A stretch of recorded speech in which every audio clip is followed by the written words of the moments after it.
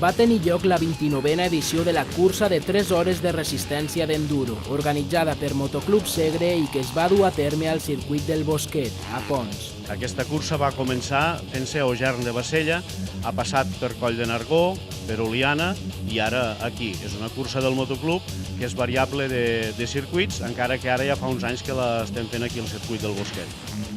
Els participants havien d'estar 3 hores seguides realitzant un circuit tancat de 1.600 metres i superant grans desnivells.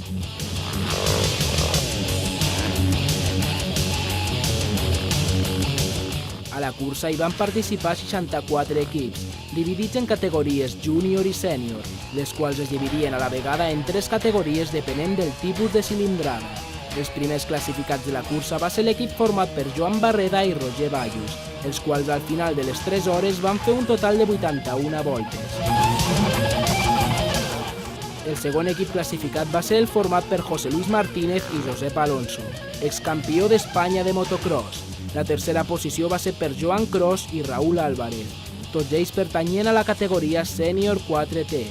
Entre els participants també hi era Jordi Figueras, excampió d'Espanya de cross country, que va ocupar la 5a posició de la classificació.